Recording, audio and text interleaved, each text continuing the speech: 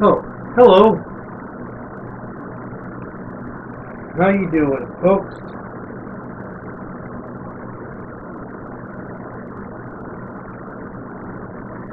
Getting in a little bit of reading. Yep. Anyway, I survived July at the movies. Pretty much the same way I survived June at the movies. July at the movies wasn't much better.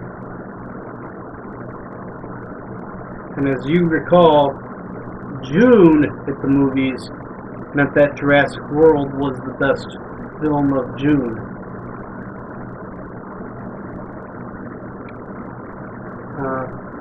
I'm spoiling it right now, and I'm calling it that Where the Crawdads Sing was the surprise entrant for me to make the number 2 slot, whilst Thor Love and Thunder was the best film of July. And when Thor Love and Thunder is the best film that I saw this month, we've got problems. Let's define these problems. Let's hold off on defining these problems for a second longer and take it from the top. The order in which I saw the films of July. I saw Thor. I saw Minions: The Rise of Gru. I saw Where the Crawdads Sing, and Superpets is the precious piece of pet species in my mind right now. Yep.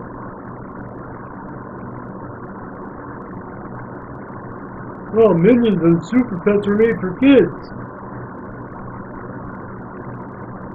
Indeed they were. I should have really had a family by now, and if I'd done this on time, my children would have been too old for Minions and Superpets. Anyway, that's neither here nor there. That was the order in which I saw the movies. Again, Thor, Gru, Crawdad, Superpets. Now, in which order was I anticipating these movies? Let's do this in ascending order.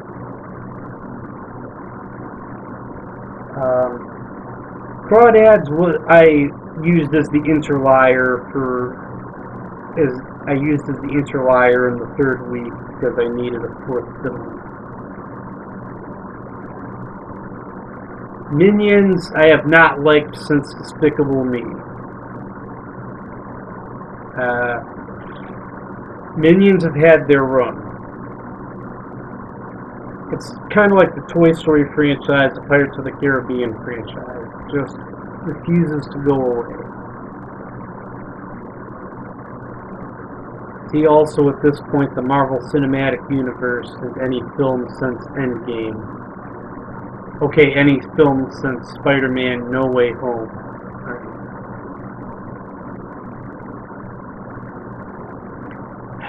Superpets. Now, crypto is crypto in any way, shape, or form. I'll get back to that in a minute. Thor. Thor was definitely hyped up to be better than it was. And honestly, only Iron Man and Spider-Man have the best track record with their solo films, in my opinion. Every other Marvel hero, they either have at least one solo film that I've viewed as a stinker, or I have not liked any of their solo movies. Now, the rating system after I saw these movies Minions is still at the bottom of the list. Best nap I've had in the theater this July. Best nap I've had in the theater this summer may have been The Eternals.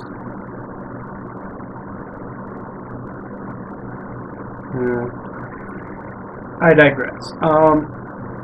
I do not understand the popularity of Minions. Obviously, there's an age gap there. Despicable Me 1 was mediocre at best. And here we are today. It spawned a franchise. Not the first time that's happened. I'm looking at you, Pirates of the Caribbean, the movie franchise.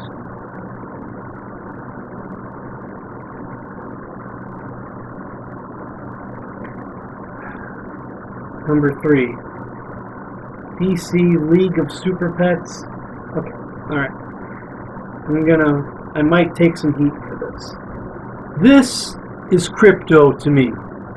That's Crypto. That was Crypto. Okay, this tape has about 8 of Superboy's shorts from the 1960s. Filmation made them. They were the B-side episodes in between 2 episodes of The New Adventures of Superman. Sadly, Superboy's adventures haven't appeared on DVD yet. I digress.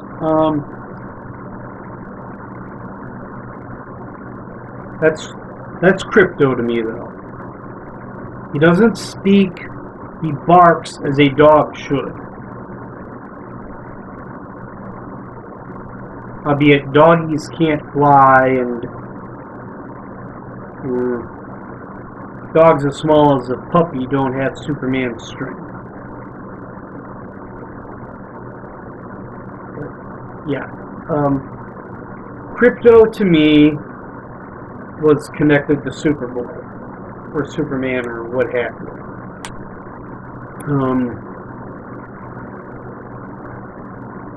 Along came Cartoon Network to rewrite Crypto as Crypto the Superdog, and along came DC League of Superpets.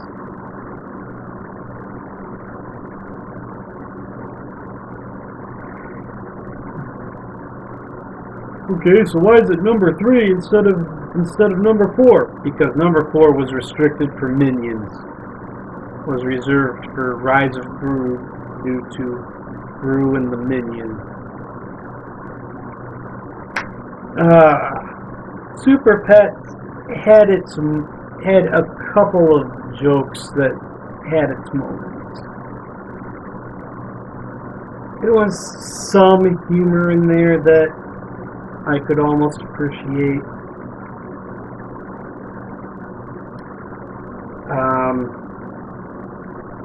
Of course, Dwayne Johnson voiced Crypto in that movie, and it's just how far his Hollywood career has come.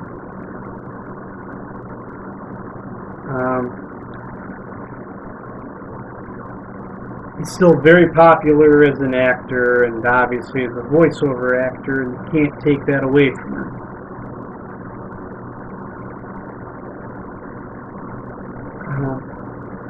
Anyway, I digress. Crypto to me was the Filmation Crypto back in the mid-60s when Filmation was animating the DC characters.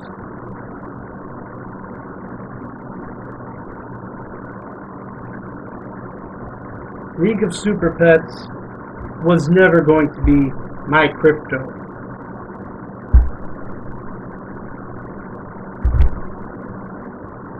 I kind of understand that, and I gave the film a chance. Here I am reviewing it now. Number 2, Where the Crawdads Sing. This one surprised me. this was the surprising good one.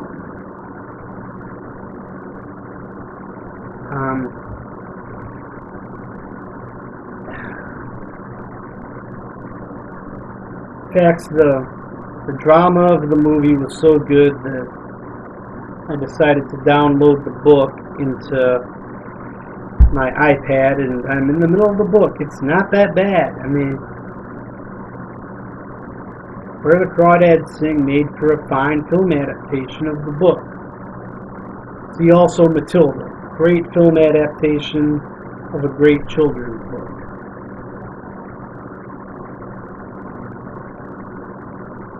That's the only, I promise, that is the only connection I can make between Where the Crawdads Sing and Matilda. Alright, moving on. Thor, Love and Thunder. And when Thor, Love and Thunder is the best film of the month, we have some issues.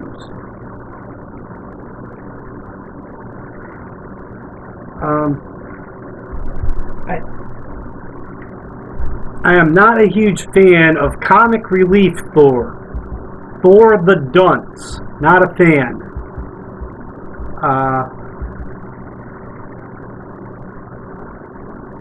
And again, this goes back to, honestly, the best Thor movie to me was the second one, and a lot of people would pick the first.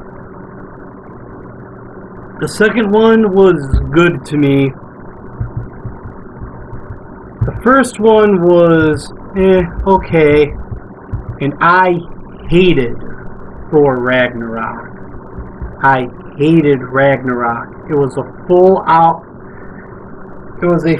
film, the purpose of which was to treat Thor as a dummy and as a gag.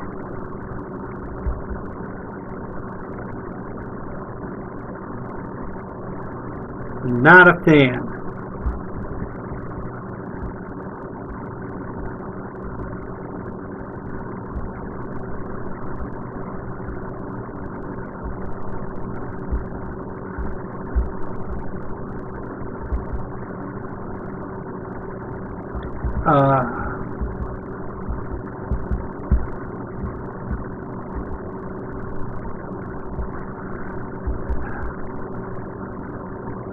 So what's and Thor Ragnarok?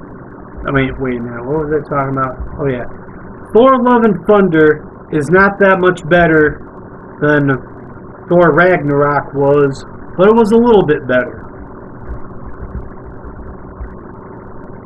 And we got to see Jane Foster again, looking mighty fine as and almost cosplaying in Thor's original costume, which was pretty good. I mean,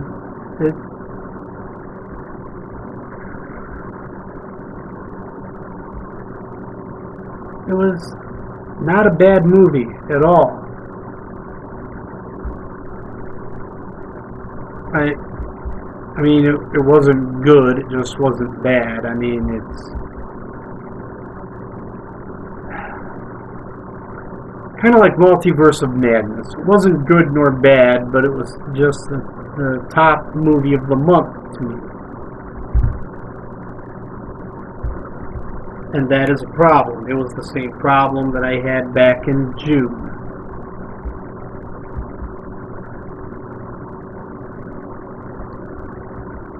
So those were the July releases. Okay, Thor, Love and Thunder. Yeah, for about half the film, Thor was still played as the doofus and as kind of a gag. Then he was allowed to be played seriously. Slightly seriously. Marvel Cinematic Universe seriously.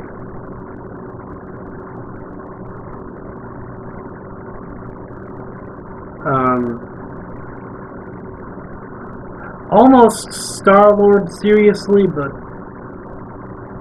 yeah, that was my problem with Guardians of the Galaxy 2, is they were too jokey to me.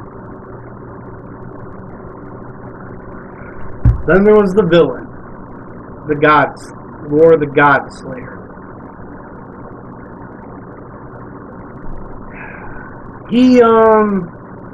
The God Butcher, excuse me. He was definitely vindictive. Certainly a madman. But anytime he tried to talk down to someone or sound sarcastic, he sounded exactly like Mark Hamill's Joker. And by now that's been overdone. Mark Hamill has been the Joker since the early 90s, and that sort of vindictive, cruel humor is overdone.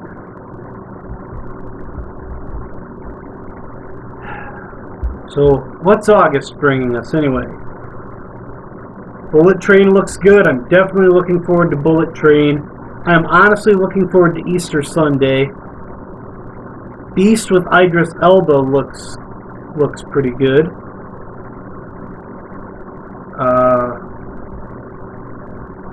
Hey, Stallone's got a new movie coming out. Samaritan. That could be good.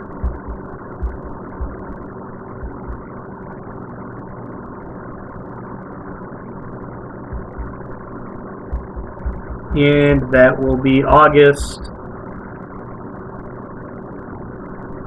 Those will be the August summer releases. And Kent Brindley, these were the July film releases.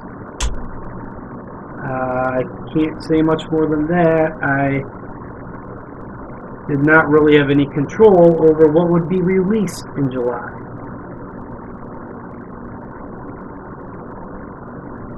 Care. See you at the end of August.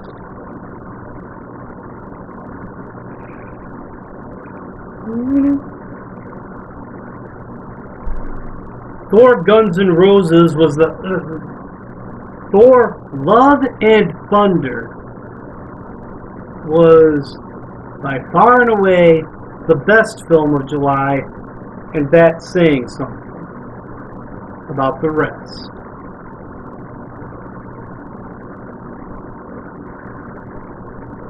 Where the Crawdads Sing was honestly a lot better than I thought it would be. I have spoken to at least 12 people about this movie, one of whom had read the book first.